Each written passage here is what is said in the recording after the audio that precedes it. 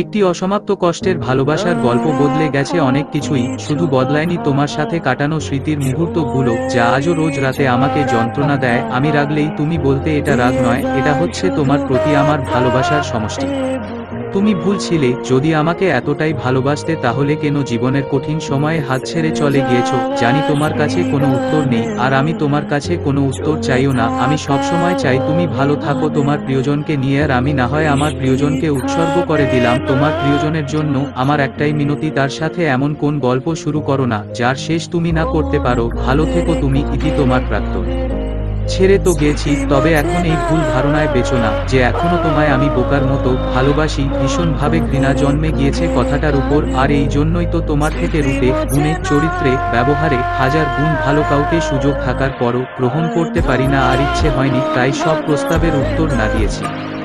বন্ধুদের সাথে দিব্যি অনেক ভালো আছি, মুখ খোলার আগেই বুঝে যায় তারা সবকিছু। রাগ করলে সরি বলে না তারা, বলে বাড়ি এসে মারবো, কিন্তু না আছে এদেরকে আরো কাছে পাওয়ার লোভ, না আছে এদেরকে হারিয়ে ফেলার ভয়, শুধু আছে ভরসা আর ভরসা। এখন বুঝি আবেগে বন্ধুদের আড্ডা ছেড়ে ভুল জায়গায় সময় দিয়েছিলাম। ভাবতেই অবাক লাগে কতটা বোকা ছিলাম আমি। ভেবো না তোমাকে আমি ভুলে গিয়েছি, সহজে ভোলার পাত্র আমি না।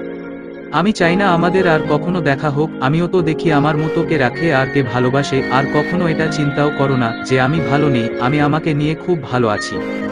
এখন কারো জন্য আমার আর নিচু হতে হয় না, কারো মন রক্ষা করতে হয় না, কেউ কিছু মনে করলো কিনা ভাবতে হয় না। এক কথায় আমি এখন অনেক ভালো আছি, একা থাকতে শিখে গিয়েছি। এখন সব সময় মুখে একটা মৃদু হাসি থাকে। আমাদের জীবন কারো জন্য থেমে থাকে না, জীবন তার নিজের গতিতেই চলে। কেউ একজন আপনাকে ছেড়ে চলে গেছে, তাকে যেতে দিন। কেউ একজন আপনাকে অবহেলা করছে, তাকে অবহেলা করতে দিন। যে মানুষটি আপনার নয়, আপনি তাকে জোর করে রাখতে পারবেন না, আপনি হাজার চেষ্টা করলেও তাকে ধরে রাখতে পারবেন না। যখন তাদের জীবনে খারাপ সময় আসে, তখন নিজেকে ভালো রাখার জন্য তারা অতিথি পাখির মতো আশ্রয় খুঁজে চলে যায় অন্যের জীবনে। আমাদের মতো কিছু মানুষ বোকার মতো তাদেরকে আমাদের জীবনে আশ্রয় দেয়। তাদেরকে নিয়ে আমরা স্বপ্ন দেখতে শুরু করি, তাদের নেশায় আমরা যখন আসক্ত হয়ে যাই, ঠিক তখনই তারা আমাদের জীবন থেকে চলে যায়। এই মানুষগুলোর জন্যই অযথা আমরা আমাদের জীবনের মূল্যবান সময়গুলো নষ্ট করি, যা নিছক বোকামি ছাড়া আর কিছুই না। আমাদের নিজেদের ভালো থাকার চেষ্টা করতে হবে, অন্য কেউ আমাদের ভালো রাখতে পারবেন না। স্বার্থ ছাড়া এই শহরে কেউ কাউকে প্রিয়জন বানায় না। অন্যের উপর কখনো ভরসা করবেন না, অন্যের কাছে কখনোই প্রত্যাশাও করবেন না। প্রত্যাশা আমাদের জীবনের দুঃখের অন্যতম কারণ।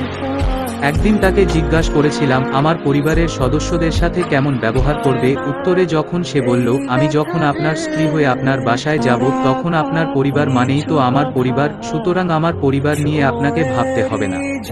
এই উত্তরে আমি রীতিমতো অবাক। এত সুন্দর উত্তর আমার মনে হয় আর কোনো মেয়ে দিতে পারবে না। সেদিন এই উত্তর শুনে আমার মনে হয়েছিল আমি অমূল্য রতন পেয়ে গেছি। একদিন সে আমাকে কপি করতে থাকলো, আমি যেটাই বলি সেও আমাকে সেটাই বলতে লাগলো, মানে যাই বলি সেও সেটাই কপি করতে লাগলো। তারপর আমি তাকে বললাম এই তোকে একটা থাপ্পড় দিব, সেও কিন্তু আমাকে এটাই বলে ফেলছে। তারপর আবার সাথে সাথে সরি সরি বলতে লাগলো।